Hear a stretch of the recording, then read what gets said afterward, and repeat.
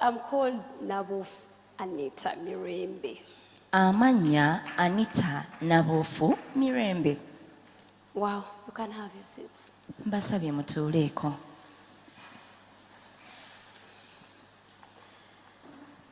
You're welcome today.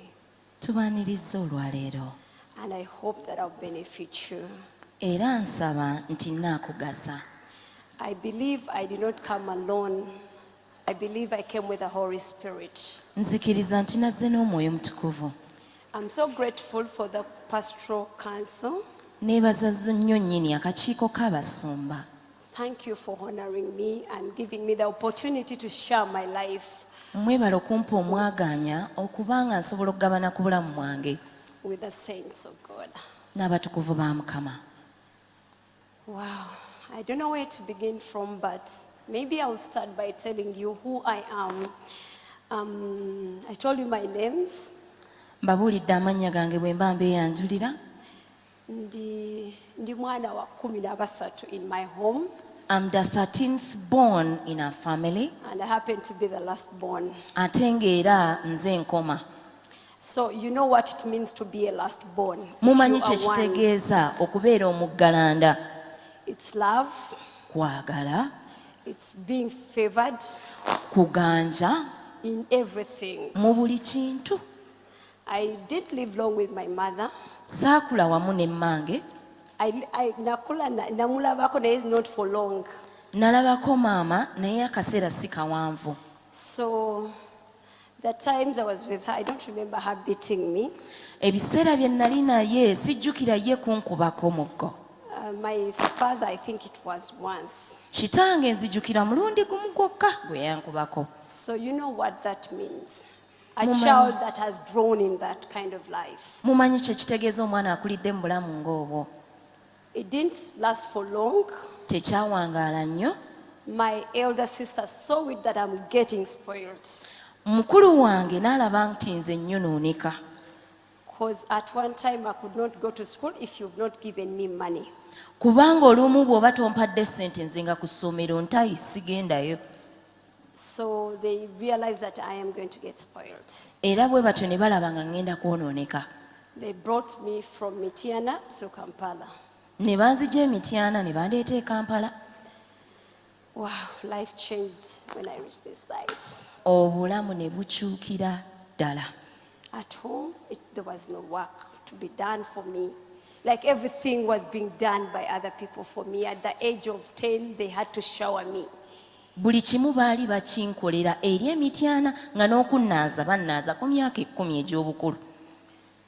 When I reached Kampala, bwe natuuka e Kampala, now I had to do those things whether I knew them or not. Kati nga kinkakatako okwekolera emirimu egyo oba mbimanyi oba sibimanyi. I've taken you back because you will not appreciate my journey if I started in the middle. Mbatandikidde gye bitandikira ensonga nti bwe mbitandikira mu makkati temujja kumanya ki kye kitwala. But I don't want to narrate a lot of it. Naye ate saagala kulandagga nga mbabuulira buli kimu. Every part that I'm going to tell you in my testimony, buli katundutundu ke ngenda okugabana mu bujulizi bwange, mbasaba mubeere nga muyina kye mujjamu. I request you to pick a leaf from there. I'm telling you my early childhood mbabuulira obuto bwange because it has a part in my end. Kubanga kirina kye kyakola kuwa gye ndi kaakano. When natuukanga, I had to do a lot of house chores. I had to do a lot of work. And because I was a bit lazy from home, I would not do work. So here, it was tough. Kaakati nali nnina okukola buli kimu emirimu gyonna egy'awaka naye nga byankaluubirira nnyo kubanga eri gye natandikira nali sibikola. So I would find my sister always say some words to me. Era bakulu bange baabangako ebigambo bye baŋŋamba. One remarkable word she would always say, she would tell me, oli munaku. Ekyesimba kye baasinganga okwogera, they would tell me that I am poor. And indeed, However much I did not tell you at the start, I come from a very poor family. Newankubadde mu ntandikwa saabagambye naye nva mu maka amanaku ennyo. So she told me, oli munaku. She would always tell it to me in public. Yakinzijukizanga ate ng'akiŋŋambanga mu lujjudde nti ndi munaku or poor. Kyasookanga ne kinnuma. At first it would hurt me. Naye ne mmala ne ŋŋamba nga bwe nzira ebbali ne ŋŋamba naye kituufu ndi munaku. But then when I would get aside, I would look through and indeed I would know I am My poor. life moved on and I left that home. I went to another home. So in other words, ne nfuuka mawanga magatte. Oluvannyuma nava mu maka ago ne ŋŋenda mu malala, and so there was intercultural mix into me. I went to good schools, I would say. Njagala bagamba nti amasomero ge nagenda mu gaali malungi. And I was a bright student. Ate nali muwala mugezi nnyo. I think that's what helped, it pushed these people. Era ekyo kyasindiikiriza bano abaali bannyambako. Okubeera nga bantwala mu masomero amalungi. So that they could take me to good schools. Because my grades would command for that. Kubanga bye nakungulanga mu kusoma kwange byalinganga birungi. Now, when I reached A level, bwe natuuka mu haya, everyone knew that I would get government sponsorship. buli omu yamanya nti ŋŋenda kuyita gavumenti ensasulire. At school, when they were filling job forms, Bwe twali tujjuza foomu ezo ez'okuyingira e Makerere, the teachers, for me, they put those high courses with good pass marks. abasomesa ne banterako koosi eza waggulu ng'obubonero buteekeddwa kuba wa waggulu nnyo. Ate nange nga nkimanyi nti ndi mugezi. I also knew within me that I'm very bright. Nasoma naye ndowooza saasoma nnyo. I read but I was not very diligent. So I missed government sponsorship. Era bwe ntyo ne nsubwa okuweererwa gavumenti. I think I got 22 points. Nafuna points 22.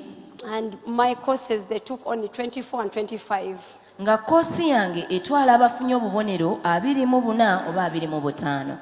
I wanted to be a lawyer. Nayagala nnyo okubeera omulamuzi. On that day we twafuna our results, when I was coming from school, nali mu old tax park. Lwe twafuna results zaffe nga ndi mu paaka enkadde, Sister wange nankubira. mukulu wange called me Nambuza ofunye mmeka. and asked me how many aggregates I had, or how many points I had got. Ne mugamba nfunye 22. And I told her I got 22 points. Okusoma nangamba kati awo komyawo. And she told me, you have ended school. N'abalala katubakwatireko awo. And said, let others take on you. I almost fell in the tax park. Kumpi nagwa mu paaka enkadde. Naye nayinamu strength in me. Nengamba no, I will not fail to study. Naye neefunamu amaanyi munda mu nze ne nezzaamu amaanyi ne ŋŋamba sijja kulemererwa kusoma. Nengamba nti I will do anything possible. And I told myself nja kukola kyonna ekisoboka. Apart from, and I vowed and told God, Ne mbuulira Mukama, nti sigenda kwebaka na musajja I won't sleep with any man because I need money. olw'okubanga njagala ensimbi. Naye ngenda kukola kuba wampa emikono ebiri. But I am going to work because you gave me 2 hands. Bwentyo nentandika okunoonya emirimu. Kye nakolanga nagendanga nefuna transcripts z'abo abagize nzitwale nga ignorantly nga simanyi nti zirina kuba mu mannyago nze nga nnoonya mulimu. So I started to get other people's transcripts to use them to get a job, forgetting that I have to get I transcripts remember in one my time name. baayita erinnya nga sirijjukira nesigala nga ntunula bwenti. At one point they called out her name and I didn't go because I had forgotten it's me that had taken the transcript, not having my names. So I got some job, it was about research. Ninayo omulimu gwe nafuna nga gwa kunoonyereza. Naye eyo oba tebaatusasula. But we weren't paid.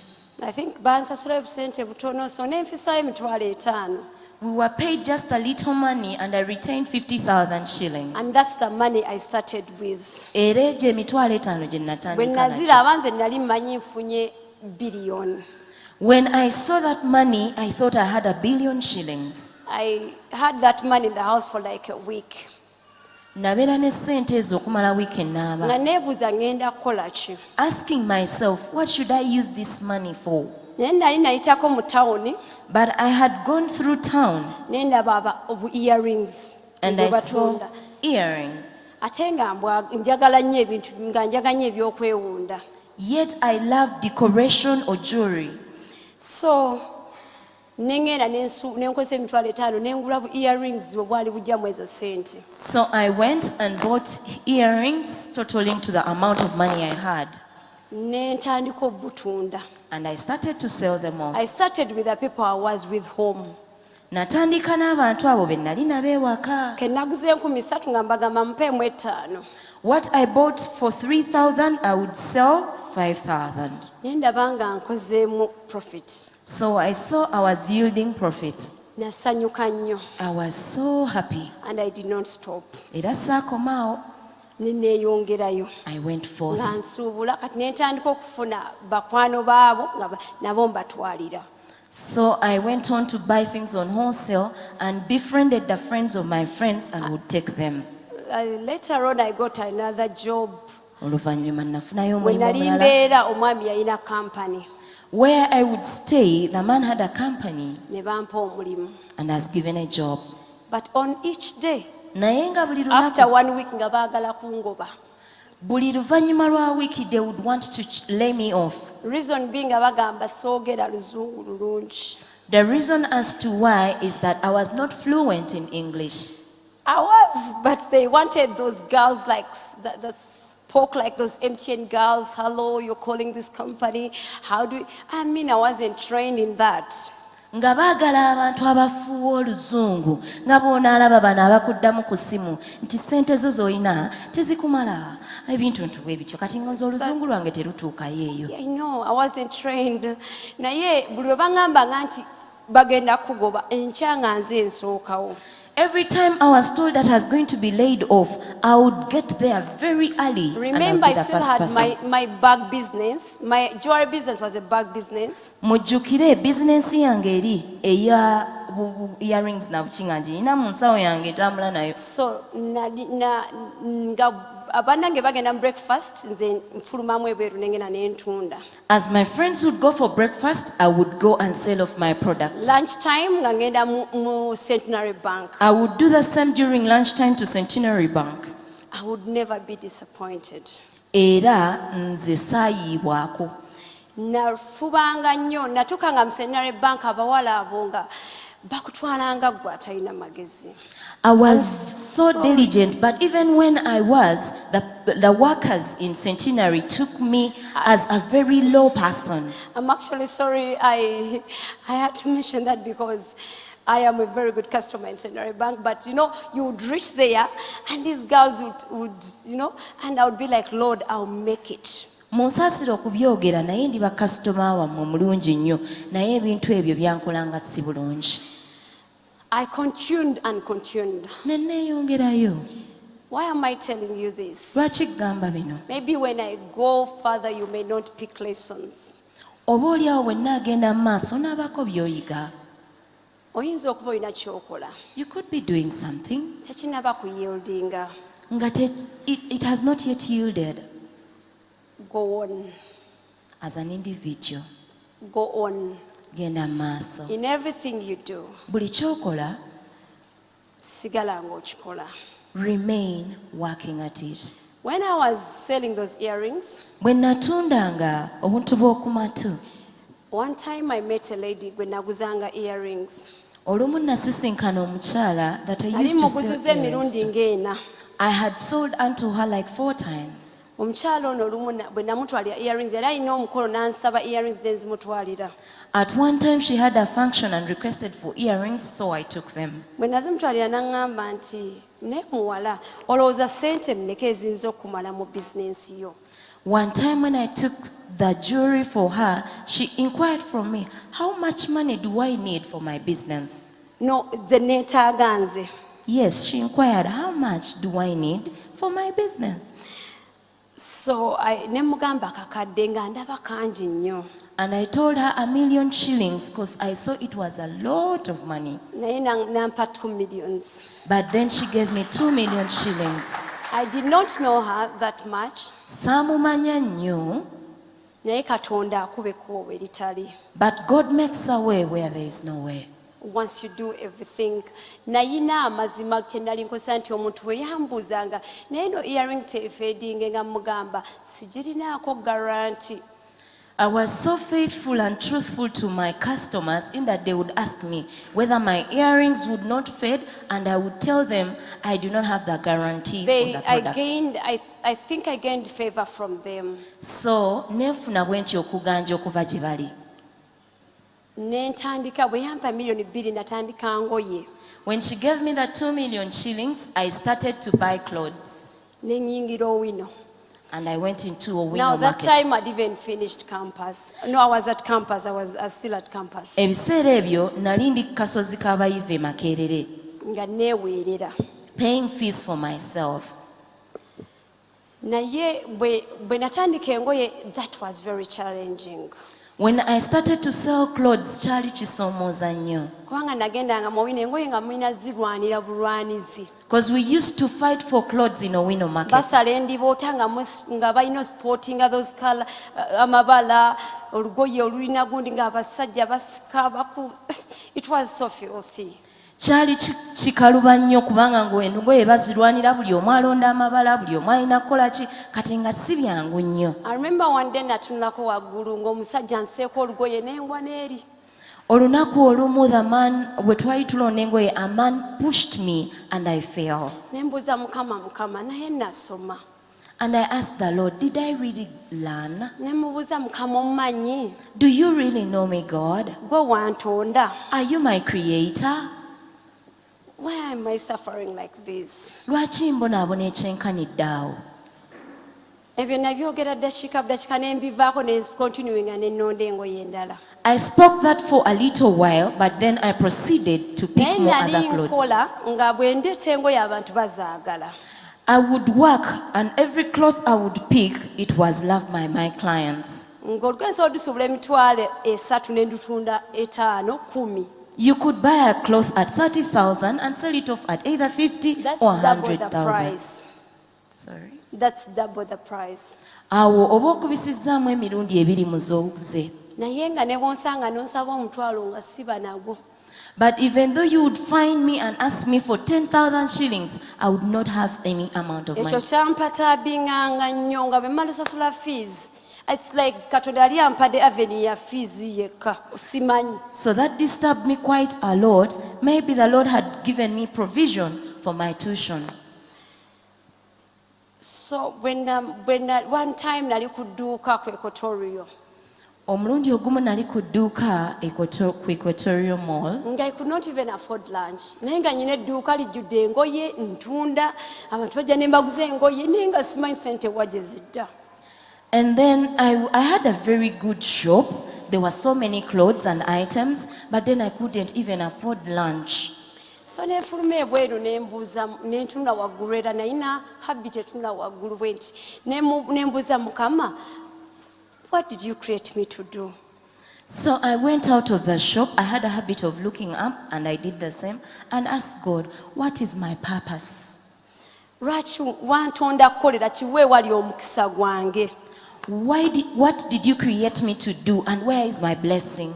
And in me I had a thought that now I know is a voice. Munda mu nze ne nfuna ekirowoozo kye nalowooza nti lyali ddoboozi. Instructing me to fast. Nga lindagira okusiiba. Nali sisiibangako. I had never fasted. Akaseera ako ndowooza nali mu Catholic. At that time, I was still a Catholic. Because nali njatuddeko obulokozi naye nga bya kinyumo ate nesiddayo nakusaba coming from a Catholic family, so nali mu Catholic basically. I was a Catholic, had confessed salvation once, but I wasn't diligent. I wouldn't go for prayers. I was basically still a Catholic. naye neŋŋonda simanyi gye najja kisa kyagonda neŋŋonda n'ensiiba. I don't know whether I got the grace to obey, but I obeyed and fasted. Eyo gye nasanga omusajja eyanyumiza about hardware. That's where I got a man who told me a story about hardware. Bwentyo nenyingira hardware. And so I ventured in. I've cut the story short because of my time. Nsazeesaze era mpise mu bufunze lwa budde. In that, I don't know what you have gotten. Mu ebyo nze simanyi gwe ki ky'ofunyeemu. My main point is, as you want to start something, or as you're doing something, Ensonga yange enkulu nti bw'oba oyagala okukola ekintu oba oba otandiisa ekintu, do you stop to seek the will of God? owummulamuko n'obuuza Mukama okwagala kwo okwekuliwa? Kufe ffenna Auntie, all of us, Katonda alina kye yatutondera okukola. God created us for a specific purpose. And the day you discover that, Era olunaku lw'olikizuula, ogenda kulaba ekisa, okuganja and the flow. you're going to find the grace, the favor, and the flow of God. I don't know, but you're going to write for me Exodus 35. Simanyi naye ogenda kumpandiikira kuva essula ya 35 30 to 35. okuva essula ya 30 paka 35. No, 35, verse 35, 30 to 35. But we may not, in the interest of time, we may not read there. Olw'obudde tetujja kusomayo. Wano jasanga abasajja babiri. You'll find two men here. Mukama yagamba Musa nti bano abaami babiri mbataddeko omwoyo wange. God told Moses that I have put my spirit upon these two men.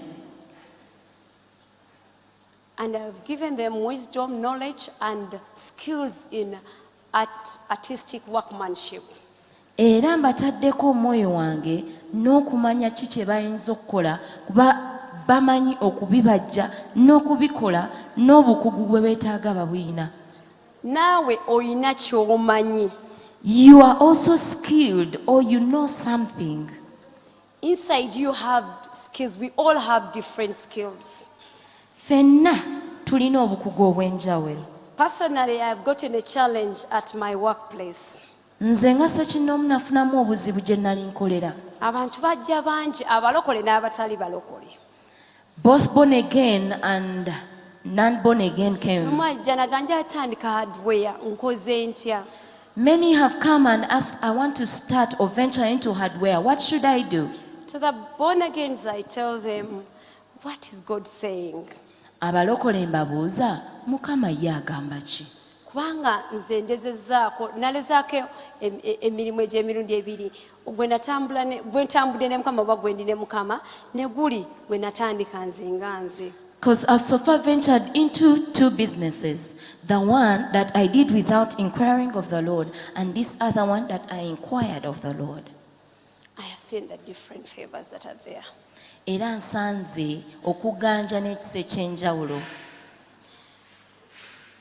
So when I started the hardware, Bwe nayingira mu bizinesi y'okutunda ebizimbisibwa, natandika mu Shauri Yako. I started in Shauri Yako Mu market. kaduuka ndooza nga kenkananga wano.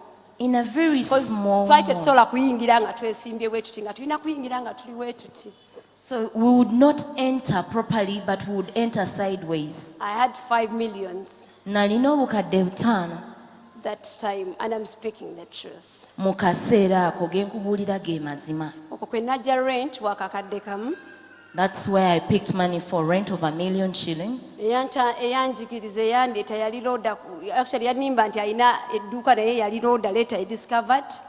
And the one who told me to venture into there told me he owns one, but then I later got to know that he didn't. Ye yanzibako bubiri.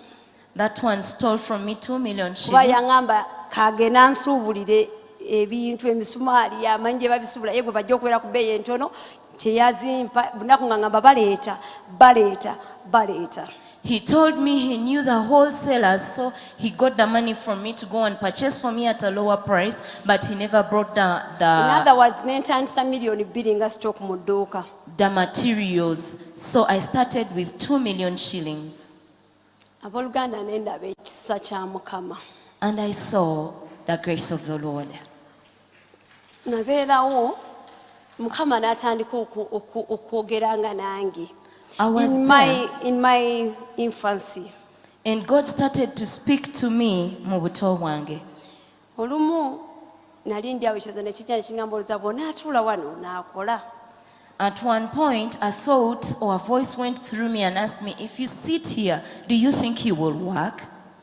Nekyoza kino kingamba tambula ogende ng'onoonya abantu. Oba ne kampuni ennene MTN zikyakola marketing. Oba Pepsi Cola ne Coca-Cola bakola marketing. Ate gwe. Go and move and look for market.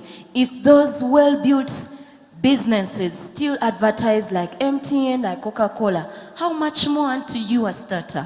Nensituka ne ngenda ku Entebbe Road. So I walked off up to Entebbe Road. Ne nkomawo ne order ya miliyoni 3. And I came back with an order of 30 million shillings. Naye nga nnyina mu dduuka stock wa miliyoni 2. But I only had stock for 2 million shillings in my So shop. ne mbaako gwe nnyumiza. And I told a story to someone. N'aŋŋamba genda ebwayise waliyo company bagita Steel and Tube. So the person told me, go to where he said to a company called Steel and Tube. Bwe nagendayo ne ntuukawo market ya Samsung awo yali yagenze mu katale. When I went there, I didn't find a marketeer because the marketeer had gone to the market. Naye ne baŋŋamba bajja munsindikira. But they said they will send me the marketeer. So ne bama ne bamusindika indeed. And indeed, they sent the marketeer. Bwe yajja saamuganya na kuyingira mu dduuka. I did not permit the Wayankubira marketeer essimu ne musanga bweru. to enter my shop. We met outside. Naye nali honest gy'ali. Ne mugamba naakatandika naye nafunye order eno. Naye sirina ssente. I was very honest to him and I told him, I am just an initiator, but then I got a big order. Simanyi gye yajja confidence nanneesiga. I don't know where he got the boldness to entrust me Ne ampa ebintu. and gave me the materials. Kyokka mu kampuni nga tebamukkiriza kuwola. Yet that is not permitted in a company to give materials on credit. Ne ntwala ebintu ewa customer n'ansasula ne nzaayo ssente. So I took the materials to the client, I was paid and took back the money. That went on and on and on. Ekyo ne kigenda mu maaso ne kyeyongera. Ne nzimba ne capital. And so I was able to build my money Kubanga empire. nasavinganga buli nnusu gye nafunanga. And then I was able to save every shilling I would get. Naye But nga obulamu bwe butali straight line. as life isn't on a straight line, Akaseera ka town nako ne katuka ne kaggwako. K'okubeera mu shawuli yako ne katuka ne kaggwako. my time to be in Shauriako ended. Nafuna ebintu nga bulijjo okuvako n'omuvubuka. As usual, I got materials from this man, the supplier, Ne mbiwa omukyala olunaku gwe nguza. and gave them to She had someone. given me a big order. Gave them to someone who had given me a big order. Naye saategeera nti bye namutikanga yatikanga agenda. I didn't know that as we were loading the vehicle, the person was loading to go off or away. Bw'atyo danziba. So, in such a way, I was stolen. Nensigala nga naye nasobola okusigazaamu essasulo ly'omwami kubanga nali nzimbye capital. That was hard on me. However, I retained a business and I was able to pay off my supplier. By the time I left town nga sikyalina capital nga nyina kuvaayo buvi nga biganye. When naviira mu kibuga, nali sikyalina capital and things were really hard on me. I wanted to go to Entebbe Road because nali nga nkolerayo nnyo nga mmanyi nti wakola baayo nga mbalaba bakola. I wanted to go to Entebbe Road because I would get so many clients and I thought it would work out for me. Naye nali nfunye culture y'okubuuza Mukama. But then I had got a culture of inquiring from the Lord. Era bwe ntyo naddayo ne nsaba. Nga So- n'ekizimbe nkifunye nga ne landlord ansaliddeko ne ku rent nenze nembuza mukama ne mugamba mukama funye edduuka lino oyagala ŋŋendeyo. I went back and inquired of the Lord, even after I gotten a place, a shop, and I was given a discount on rent. I asked the Lord, do you really want me to go there? I can't tell you that I got a no or a yes answer. Siyinza kugamba nti yanziramu nti ye oba nedda. Naye what I know is sente zambula ezisasula edduuka. But one thing I knew is that I didn't get money to pay off rent. Naye surprisingly we nali ngenda ebwayise omwami edduuka teri alina dduuka kaali ka kiosk. Kyewuunyisa we nali ngeze ebwayise, there was a man who called natandika me. mu kiosk nga olaba bali mwe bali. It was kaali kabibaati nga baakwocha bwocha. Who had an iron sheet stall. Naye yakatusasuza sente nnyingi. He made us pay a big sum of money. I think yatusaba miliyoni 9 nga sizina nazirina naye yali nfunidde nankwatibwa ennaku nannyongerezaako nange kwega nentunda buli kimu kye nali nnyina nensasula rent. He asked for a lot of money and that was 9 million. I didn't have the money. Even the person who helped me get the stall added some money on me, but I was still frustrated. So bwentyo nenyingirawo nga tetulina bintu nga edduuka kkalu bwe riti nga tulina box twapanga ebox mu masa nga bikalu. And we didn't really have materials. The shop was very empty and we only packed the stalls with boxes. I think twalinawo obusumaali nga buvaamu nga kakadde kamu. We had nails equating to 1 million shillings. Naye mukama nga bw'ali ow'ekisa buli lunaku twamusabanga. The gracious God as He is, we daily prayed to Him. And we were specific in our prayers. Era yali ng'ali specific mu ssaala At zaffe. that time nagambanga mukama nsaba oleete bakasitoma leero nga bagenda sasula ebintu naye nga tebabitwala nga babirekawo. And then I prayed to God to give me clients that would pay off the material but not taking them instantly. Era n'abaleeta. And so He brought them. Ne bajjanga ne basasula omuntu n'aleka ebintu mwaka mulamba. Imagine oli akulekedde miliyoni 5 n'edduuka simanyi na kye baalingako. Right now I ask myself, osanze edduuka kkalu osabye ebintu tebiriiwo naye nga twafunayo sample z'ebintu ze twateekawo awo bw'oyagala ebbaati tukulaga liiryo kyokka tegaliiwo naye you leave your money behind. Naye twali beesigwa. I wonder what really happened to these clients of mine. Someone would leave 5 million shillings having paid and take a full year without picking them. However, they would find a shop very empty, though with samples of different materials. They would request, make payment, and then tarry to pick them. However, we were very faithful. Bwetyo ne tutambula. So we sojourned on, we moved on. It doesn't mean tembadde mubi. Bikoola bisirikoowa ebyo tembadde mu problems tubadde n'ebizibu bingi. It does not mean we've not been having valleys and hills and different challenges here and there. Naye personally nyina attributes ze nakwatako oba nyina ennono ze neekwatako mu Katonda.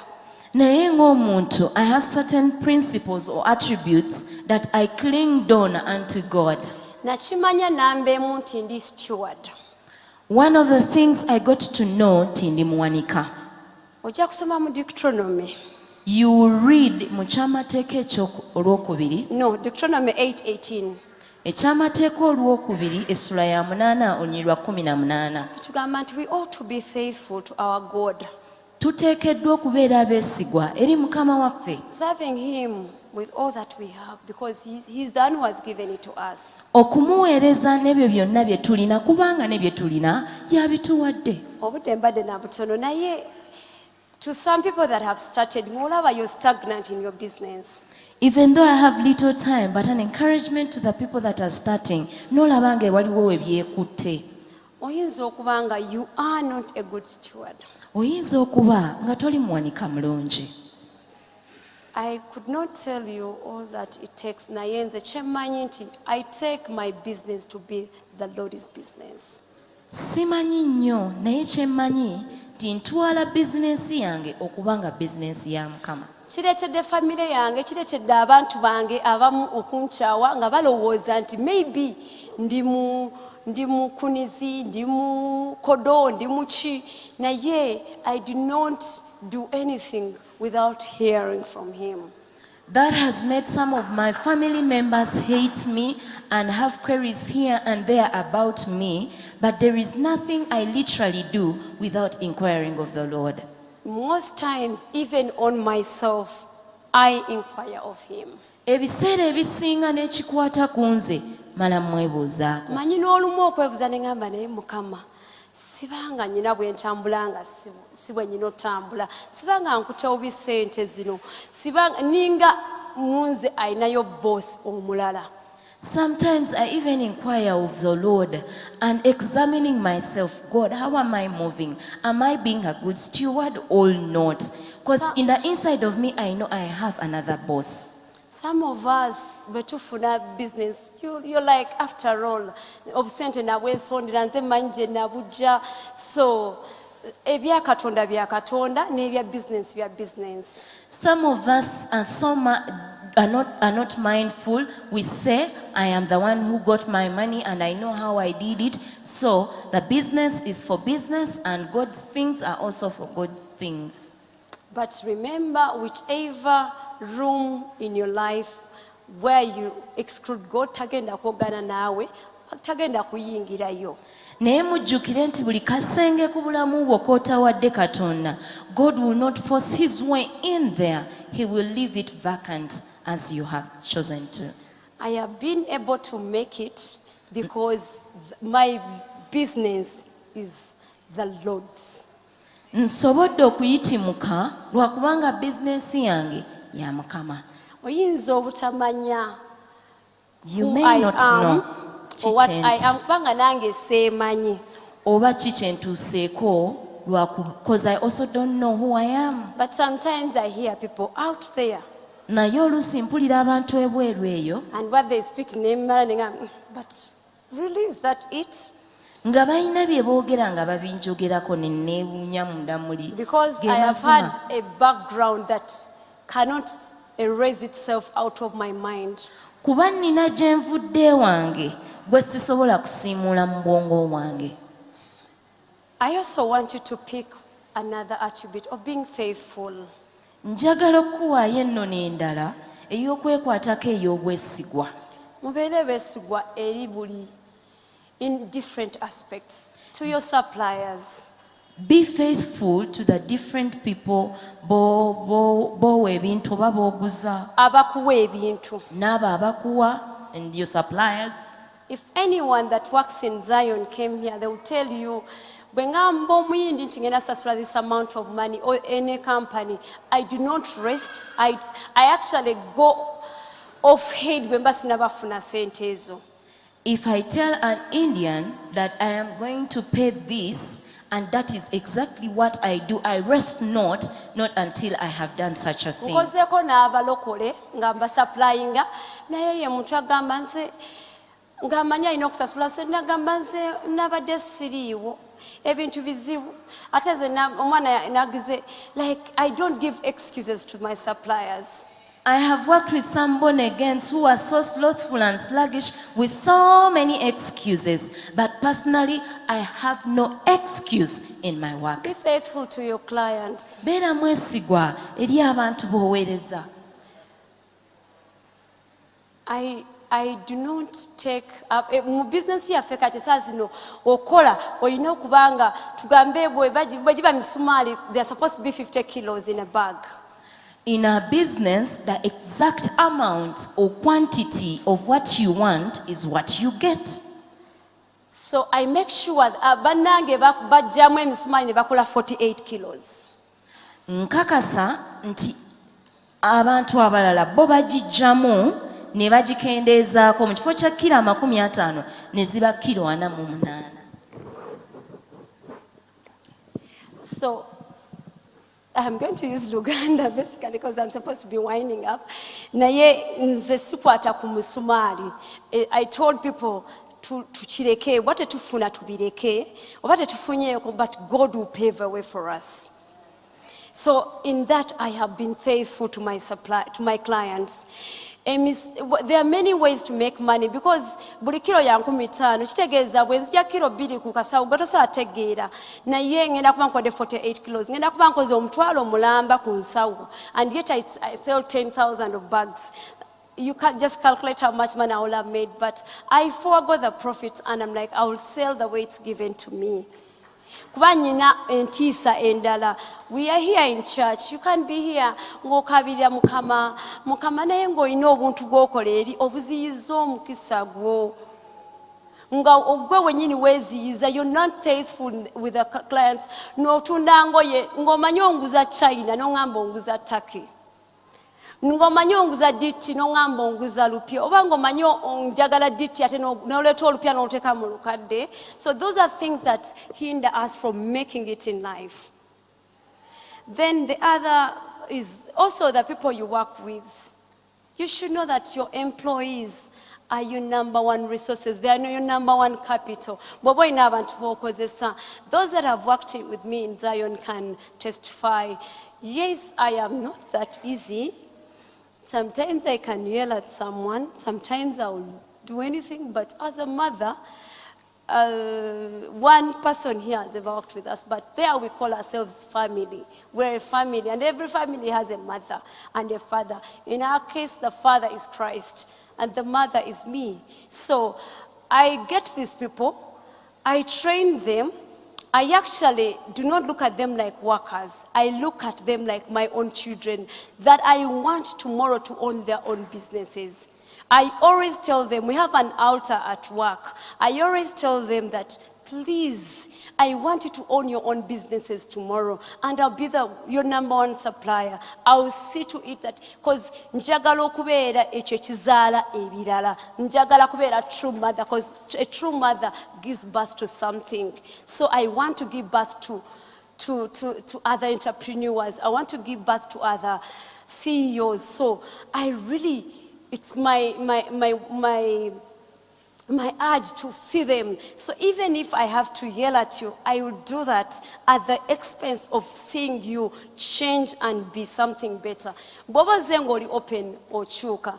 But some of us treat workers like anyhow. We don't want to pay them. We want to cut their salaries. We want whatever. Many mistakes are done there. It's not that I don't want to cut their money, but I look at how much they earn. Abuzize akakadde kalamba. Afuna sente meka, maybe afuna half of that. Ogenda zimusala pakadi. Aina needs. I actually sometimes go, when I go to a supermarket and I pick a few things and they give me a bill of 200,000, and then I remember how much I pay people, and I pray to God, I'm like, God, how do these people survive? Please help me. Like I pick a prayer from that. Because so it's my urge that we also know how to treat people. We shall see growth. I can't explain to you. I cannot tell you exactly how I've moved, how some things I've not even seen them. I see the multiplications. I see the additions. I see myself getting elevated all the time. But I do not know how, but there are those things that I've clinged on and I've been like, I'll cling on this. I know my God is faithful. But as I wind up, I am urging you, please seek for the will of God in your life. It's only the will of God that will bring this grace. There is different grace. You people, I have seen the grace of God in Zion. I have seen whenever no kolabyokoze, never no loga, no malo. Actually, I tell people they are wasting their time. This is not my business. This is the Lord's. This is the Lord's. I am. That has been my testimony. I don't know whether I've benefited you. I don't know whether, but I hope I have.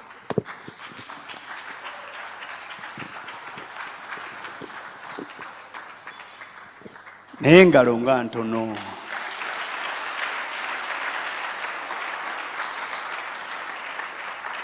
Aba bantu basasulwa sente nnyingi nnyo buwanana okwogera by'abadde ayogera wano. People paid a lot of money to come and speak what she has given us. kubanga bamanyi okukola bye bakozesa byennyini ne babiteeka mu nkola ne bagaggawala ne bafuna sente nnyingi nnyo. Because that is what other people use, gain wealth, and they Nsaba make a lot of nsaba money. tumukubira engalo nga nnyingi. Let us appreciate her as we put right the monitors. Omulamwa gwe tuliko The theme that we are talking about gwaggwe alina ekirooto is about you has a dream eky'okutandika of beginning up something oba eyatandika. or someone who began up something. Twagala kuteeka mu bbugumu We want to put a kind of warmth in you, osobole okubaako n'ekyokola that you may do something, kubanga ekkanisa, because the church, Kristo, Christ, eggwanga the nation, ne gy'ova and where you come from, ebintu bino bikola kikulu. these things make a lot. Simanyi I really klaasi don't. bwebadde How the class was gy'oli, unto you, ngenda kukola ne muganda wange ono, we are going to work together, twagala ggwe otubuulire but we want you to tell us mukyala Anita by'ayogedde, whatever she's talked about as olaba Anita, nga birina engeri gye bikuteekamu ebbugumu are they relevant to you? Do they add warmth to you? era lyenkana ki? And how deep? Waliwo oluusi bw'oyogera omuntu lw'ayogera ekigambo Sometimes someone may say something omulala n'akiddamu and another one repeats it, n'okizuula nti ate luli oba kyampiseeko kitya. and then you discover it. Oh, how Njagala did it okuwayo slip my abantu mind? nga bana basatu bana nga bana bataano basatu But- ayinza okugamba nti mu butuufu kino kibadde nange kinkola bubi nga kinkuba 4 or 5 people who can say this was doing me wrong. Begin with me. naye kaakati ntandike naawe. Begin with me. Ndowooza olaba abamanyi kye baagala You see people who know what they want. yakibakiddewo agambye ntandike nono ono omwami oli babiri 2 people. omwami oli basatu We shall get an usher to take the oli microphone. bana oli 4 bataano and 5. naye nga bonna We baami can get more. abakyala omukyala ava kwogera mu mmwe sibategedde We have ekirungi to- akyaliwo waali Well and good she's still here. osobola okuba nga kino kyabadde akoonako kirabika nga kibadde kina kikikutwala Maybe what she was talking about can take you somewhere. naye n'otokitegeera bulungi ng'oyagala omubuuza waakiri nziriraamuuko kano. But then you may not have picked it well and you want her to revisit something. Patrick omukyala Yes, ono ma'am. byayogedde mu butuufu kiki ky'oyinza kiki ky'olaba wakutte nga wakuttewo ggwe. Okay. I personally, one thing she talked about and someone had told me that very thing was to discover yourself. Okwezuula. Sometimes we do a lot of things that we think can work for all of us. But once you discover your ability and what you can do best. Omuntu eyangamba kino yatandika bulooka landlord wange. Nagenda ogenda endejje Lubugumu nga bulooka bana Bana ab'amayumba. bulooka bamayumba. Yes. Alyako omutwalo ku buli ayingira ennyumba Aha. Naye wenjogerera nakamalayo emyaka 5. ku nnyumba za bulooka. Korosi ali kuza bulooka. Ne bulooka ono mu myaka egyo 5 yakazimba kalina 3. What? Ge mazima amalokole. Naye kalina 3 ezo azimbidde mu COVID. Naye yangambe bwe nagenderayo yali akola ebintu eby'enjawulo. Naye ne yeezuula nti mu bwa bulooka Mulimu nja kyagala. kubotola. Wow. N'atunda ettaka naye ng'atunda bw'agula. Ono landlord wange alina kalina 3 naye yasula mu nyumba ya rooms 2 ne mukyala we. Emmotoka avuga akakikumi. Yakagula of recent emmotoka ey'obuvunaanyizibwa n'aŋŋamba nti bakasitoma bange babadde banyooma. Mu kakikumi. Naye yaŋŋamba ekintu kimu, Lumumba bw'oba oyagala okukula mu bulamu sooka weezuule ki ky'osobola okukola. Oluusi tuguluba n'ebintu bingi n'ogenda ne kino. Kati mukyala Anita agenze n'akyogerako ekigambo kyo okwezuula. Ne nzijukira Wow. kati ye bwe yatunda amataka ge n'agula n'azimba kalina esooka. Ne mubuuza ate zino kalina endala wazimba otya? Kati wenzimba esooka banka yali esobola okumpa looni. N'enzimba endala. N'enzimba endala kuba nina ekyokuwaayo. Mukama yeebazibwe. Ekyokubiri, Yes. kyenjize nga mukyala Anita ayogera, oluusi tusasula school fees naye ne tutamanya. Yasasula school fees bwa bukadde 2 yadde yanyiigira oli eyamutwalayo. Ku capital we miliyoni 5. Capital we miliyoni 5. taba oye yakuba milioni 2 taba kulaga ekyo tubandikize kati nze ndowooza mutima omulungi siima ogambe nasasula fena tusasuddeko school fees nga tuyingidde ekibuga wali atasasula school fees olunaku lumu ojja musasula kama abawo omukisa yesu yeebazibwe Praise the Lord. mukama yeebazibwe nnyo ono patrick kati naye student wo wuyo ayiseewo bakimugamba naye bw'okizzeemu n'akinyweza yesebo. Praise the Lord. Amen. I'm called Wajuli Moses. Okay. I put on 3 hats. Mm. I'm a farmer. Nimevita Ferry. Uh-huh. Dagaralia cancer. Yeah. I'm working with the CIC insurance.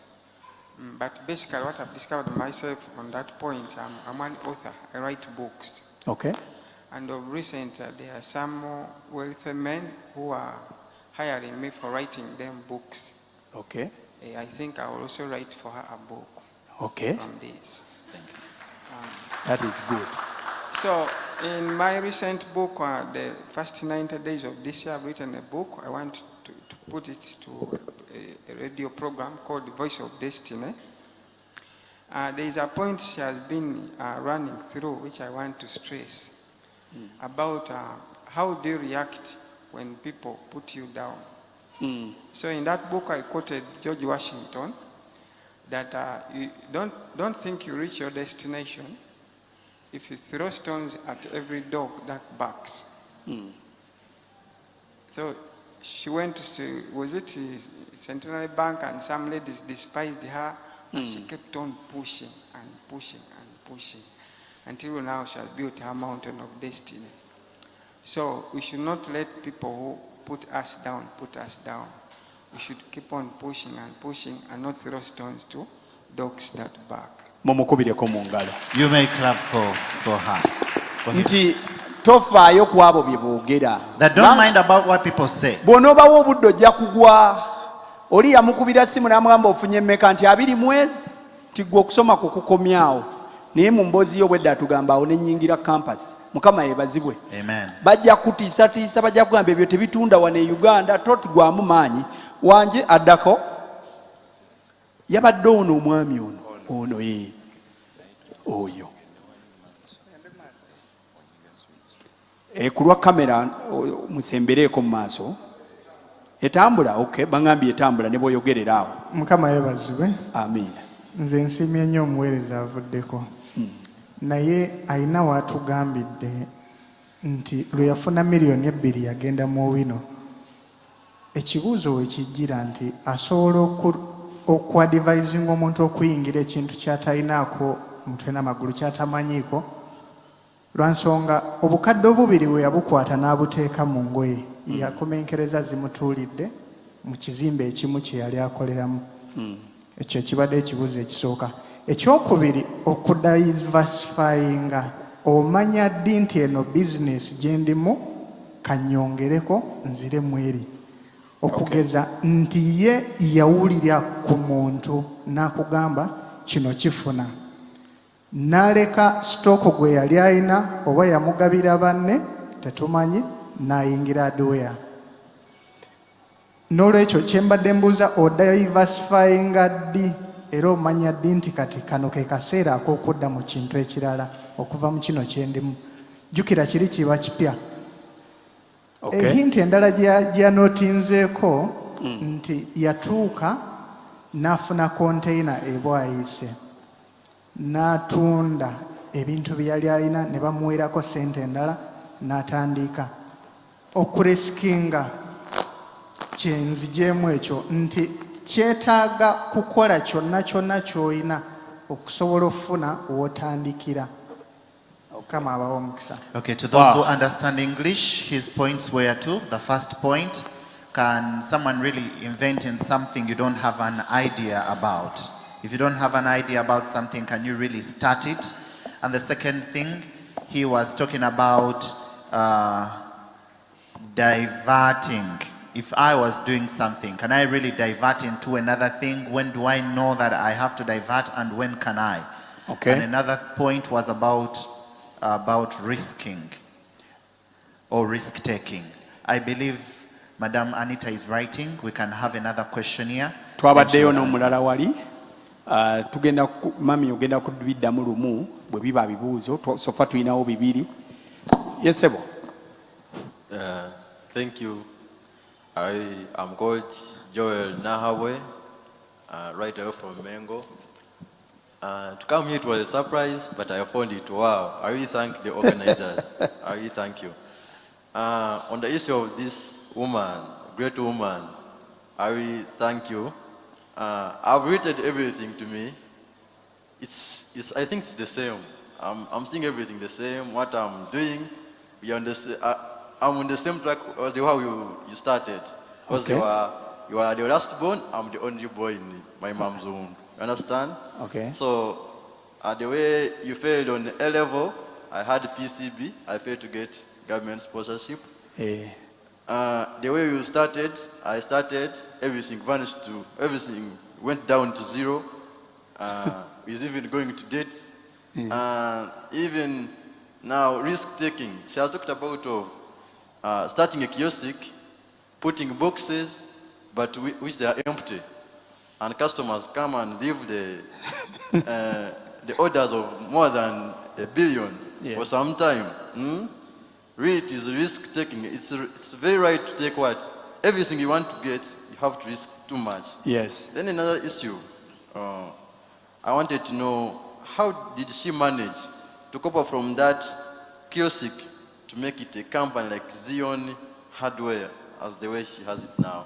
Thank you very much. Welcome. Ebibuuzo biri bisatu ndowooza olw'obudde. Ngeri gye nafunyemu ekyebibuuzo kati soke tukomewo ewa mami addemu ebyolwakadde tulabe bwe mba nfisizaawo obulala tufune ebirala. Tekigasa kufuna bingi nga tetujja kufuna budde bubiddamu si weewaawo. Mami kaakomewo. Let you come back. Olubimbi gwe walutandise munnange. Ebibuuzo biwandiise. Kama ebazwe. Praise the Lord. I'm very happy to know that I've benefited some people and I've been of influence. Ndi musanyufu okumanya nti waliwo bengasizza era naddala abatudde wano. One question that was posed was, how can you go into something you do not know about? Okay, ndi mukyala. I am a woman. Bwe nabadde njogera somewhere nabagambye njagala nnyo ebyokwewunda. As I was speaking, I told you I love jewelry so much. And somewhere I told you about Exodus 35, Era we nabagambye 30 to 35. okuva 3 akanyirira ka 3 okusooka ka 35. We have been given different skills Tuwereddwa obusobozi bwa mirundi egy'enjawulo right from creation. bwe twali nga tutondebwa. Tuwereddwa omwoyo. We are given a spirit. Omwoyo yajjudde mu ffe. The spirit is filled within us. Personally, nze nga nze Anita, I, as Anita, mpeereddwa omwoyo njiya I'm given a spirit. I'm creative enough okulemererwa nnyo noona waakiri. to fail. I would rather spoil. But that's a saying anyway that we always say. But ndi mukazi muyiya. So why I went into clothing, it's not that I knew anyone about selling them or anything, but nali ntunda jewels. They did not need all that money. Zali million bili. Jewels nasandika na $1,500,000 na mitwalo 5. I started jewelry with 50,000. Lwaki nayingira ebyengoye kuba nali mukyala muyiiya ne sente entono ze nalina. Yes. So sometime we need to ask God for the spirit of wisdom. Naye oluusi twetaaga okubuuza Mukama ku mwoyo w'amagezi. Omwoyo yagenda tuyamba mu bintu bingi. That spirit will help us in a lot of things. You know, mukyala recently when nayingiza mu business. There is a woman that I initiated into a business. But omukyala ono unchallenginga nnyo every day, and I tell her that you challenge me. She really challenges me every day. She's not highly schooled. Teyasoma nnyo. Naye bwe yayingira hardware, But when she entered the hardware yali ava mu business, salon. she was doing a salon business. Yaŋŋamba nti nkole ntya Aunt Anita. She asked me, how should I do it? Ne mugamba nti ogenda kunoonya Katonda. Yali mukatuki ne mugamba number 1.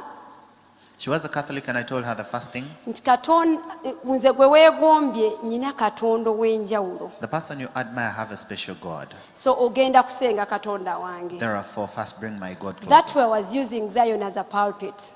Ekyo nali nkozesa Zion nga Era katuuti. kyenkozesa. And that's what I use too.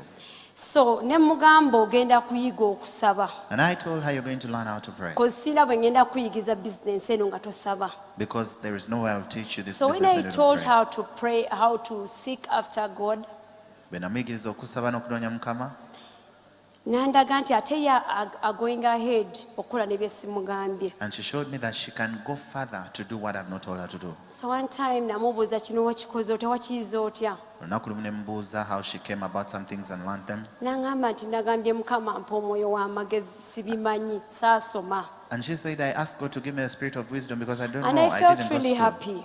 Nasanyuka munda yange. Ne mmanya nti ono agenze ye akoleredde. And I knew that she has broken through. We can all come here and talk and talk and talk. Ffenna tusobola okujja ne twogera ebigambo eby'enjawulo. Naye bw'oba tofunyeemu kaki k'ogenda kukozesa togenda kuyitawo. But if you've not gotten a key word that you're going to use, you'll not break You need through. to seek God and ask Him to give you the spirit of wisdom. Weetaaga okunoonya Mukama n'omugamba akuwa Bonna omwoyo w'amagezi. nsoma okuva ogenda kulaba abasajja bano bansanyusa. Musa yagamba baweereddwa omwoyo w'amagezi okumanya. It married me because Moses said they're given the spirit of wisdom to know. Wisdom and knowledge. Wisdom and knowledge. Kitegeeza wano nakozesa omwoyo w'okumanya n'amagezi. That means that I use the spirit of knowledge and And wisdom. it was part of my journey. Bwentyo ne nyingira engoye. Then I entered into Because the I wanted, now I outfit. saw like, nali nkoye briefcase business, nga njagala nange kufulako mu dduuka. Because I was tired of the briefcase business and I wanted to sit in a shop. So ne nyingira engoye. Therefore, I entered the business Kubanga of nali selling clothes. ngendagira saagala I told you my testimony has two parts. Kubanga ngambe obujulizi bwange bulina ebitundu bibiri. Bulina part when natambula ne Katonda indirectly. There is a part that I walked with God indirectly. And there's a part where I've walked with God or I'm walking with God directly. Ne part gye ntambudde ne Mukama nga tuli That's mu why nkolagana. nabagambye nti seek for the will of God. It's the reason as to why I told you to seek the will of God. Maybe I would be a trillionaire now. Oba lyawo nandibadde nga nkwata zi tuliriyoni.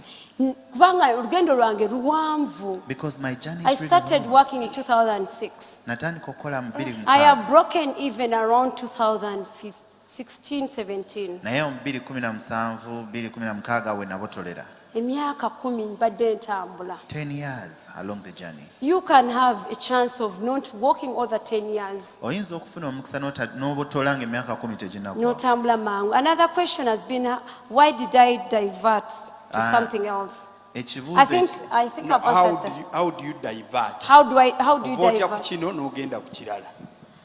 Okay, all right. The question was based on when I left clothing to hardware, right? When I was leaving clothing, I told you, I took off a few minutes and asked God, why did you create me? Nabuuza Mukama lwaki wantonda? Wantondera ki? Waawe wateeka omukisa gwange. So kitegeeza tuddeyo ku kiri Mukama atugamba ki? Go back to the drawing line. Ojja kwebuzaabuza mu ngoye ng'olina kubeera mu hardware. Yes. Wow. Nze bwe nali mbuuza Mukama namuwa pose ya mirimu ebiri namugamba njagala oba ntandika ogenda e China nsubule China engoye oba nkole restaurant. Hardware teyalimu bye namubuuza. Lwaki kyanyangwira okupikinga omusajja ono kubanga bwe nasiiba ennaku 5 seeking God for that particular questions that I had. Maliriza nga bangaye nti bw'osiiba olina okusaba nti no bw'oba tosabye obeeranga ali ku hunger strike. So nalina okunoonya church wensabira. Bwe twagenda mu church omuntu gwe natula okumpi twafunamu ka break yeyambuza ye gwe okola ki? Ne mugamba ntunda ngoye nange ne mbuza ate gwe okola ki? Ye nangamba ali mu hardware. Ne mubuza ewammwe ebikola bitya? Ewaffe bikola n'ebyo bwe bityo. That's where we started from. Within me at that time, simanje najja mwoyo wa speed. Naye yanneegattako nti saatwala nabudde birowoozaako sina gwe neebuuzaako kase yangamba nti asobola okunjigiriza adiwe yanze namugamba bugambi kanzi gyonjigiriza. Kitegeeza kiddamu ne kiri ekibuuzo kye babuuziza nti osemba otya omuntu okukola ekintu ky'atalinaako idea. Yes, it goes back to asking the will of God. All right. Mumukubireko mu ngalo.